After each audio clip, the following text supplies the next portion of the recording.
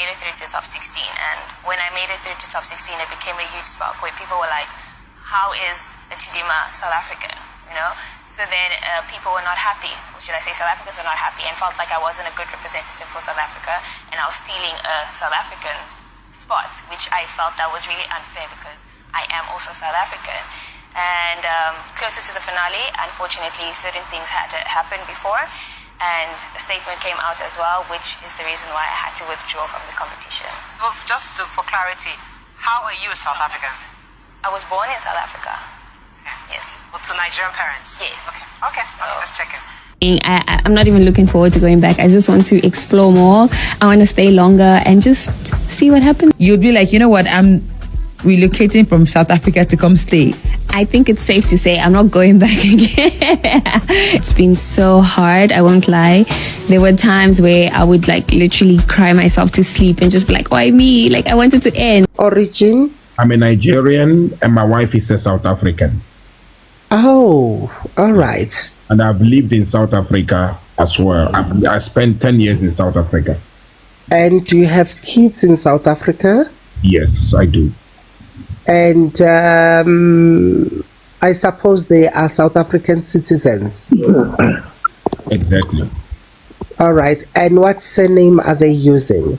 My surname. Your surname? Because I'm married to their mom, yes. All right. Okay. And on what visa were you here? Actually, as I said, I got married. I met my wife in the UK. She's a South African, by the way. So we met in the UK. So in 2010, during World Cup, we decided we're gonna visit.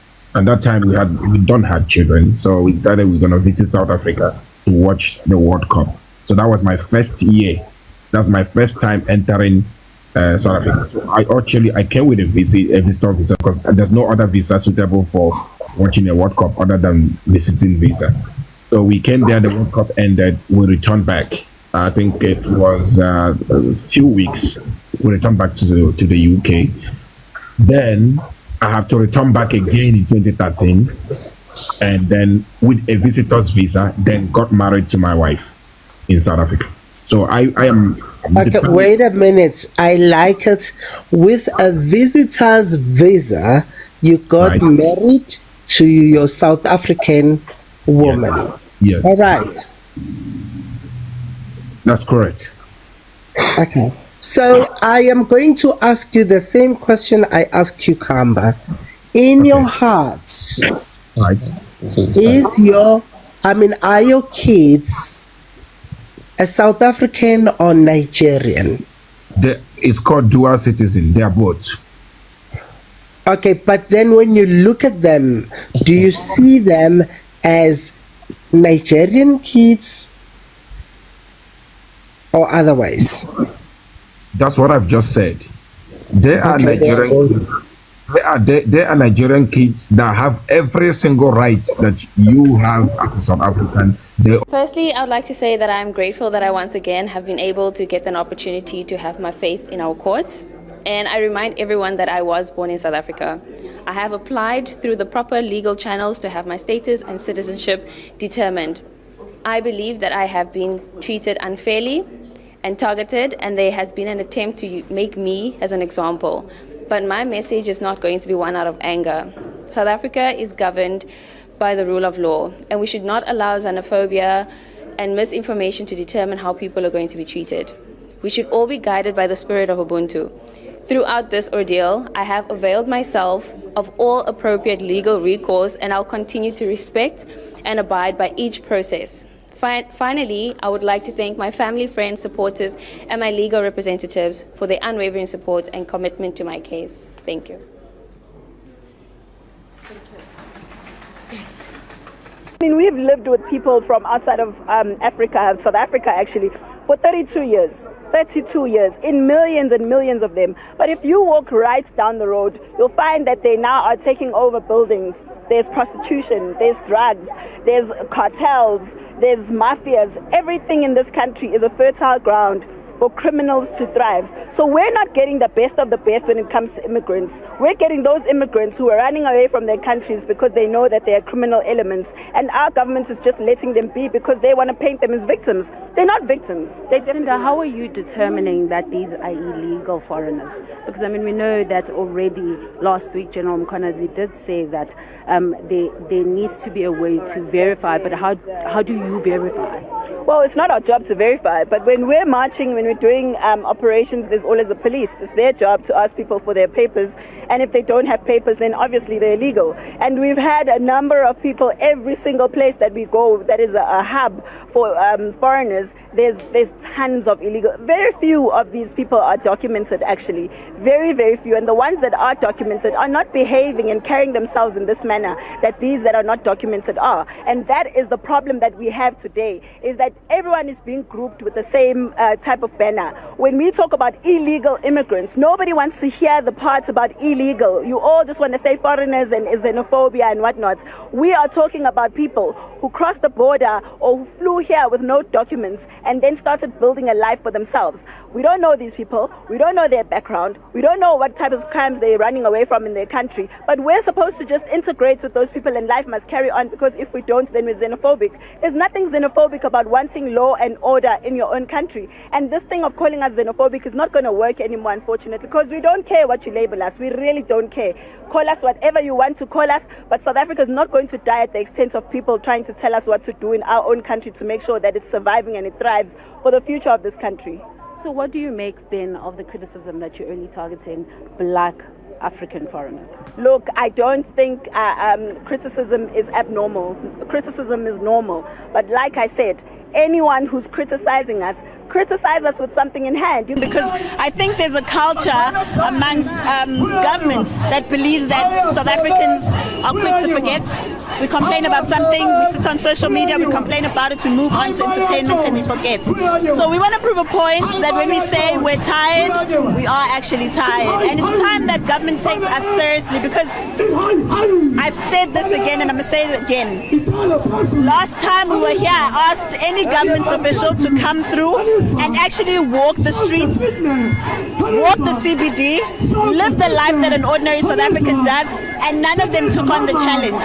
I'm asking them again, if you think this is a futile exercise, then come through and see the life that ordinary South Africans are living. Come and see the life that we have to experience every single day in the CBD, where people are looking for jobs and they are cut out of jobs because they are not cheap labor, like illegal immigrants. I don't see these numbers that people are saying people were killed because of xenophobia. If people are despondent right now, right, and they start fights amongst each other, why would you term that xenophobia? How is it not a person who's angry at a certain group of people and governments for not responding to their cries and reacting in a certain way? It's exactly where we find ourselves right now. Because right now we've got a government that's not listening to what we're saying. This could lead to something worse than what it already is right now. We already know people are tired. We already know people are fed up. Why do you want to ignore them and fuel the fire even more? You know what I mean? We need a government that actually does something about the situation and not sit back and wait until South Africans react and they're called xenophobic.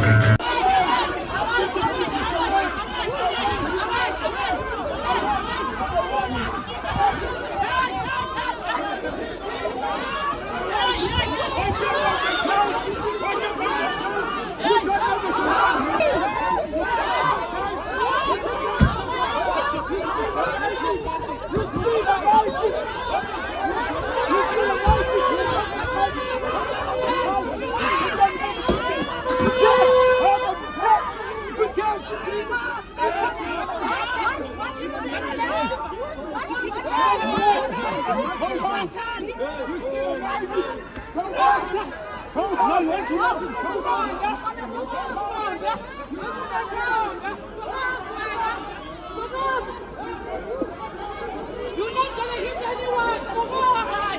Come on! Man, a fuck up! You just call it and turn! You just call it and turn! I'm a great, just a great way. You just call it and turn! You just call it and turn! I'm a great, just a great way.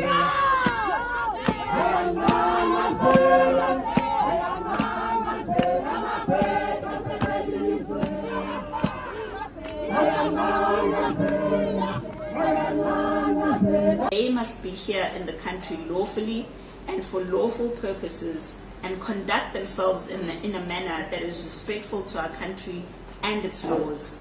And once their documents have expired, they must leave the country as stipulated by law and not seek to to stay in the country forcefully or illegally using documents after breaking the law. Section 11 of the immigration policy provides for visitors' permits to be issued to foreign nationals, provided that they have the financial means or other guarantees. The said visas cannot exceed 3 months unless approved by the department. The law is clear that the holders of such a permit cannot work in the Republic, but must be here for academic sabbatical, charitable activities and research, and may not conduct work in South Africa. But because our systems are so weak, we have seen many foreign nationals, holders of visitors' permits or visas, doing work in South Africa even after they expire. I'm going to mention that we are going to have a look at this particular place that we have conducted this media briefing, because we have been informed of a breaking of such a law, just to prove that nobody is immune to what we're saying. And many of these people that we're talking about are in the hospitality industry. Some are car guards, they're working in salons, they're domestic workers, they're working as farms, and some are committing violent crimes, yet the rate of unemployment of the country as at Q3 of 2025 was sitting at 31.9%, with youth unemployment being at a staggering 58.5% of the population of the country. And all these jobs that we have mentioned previously used to be jobs that were done by South Africans before,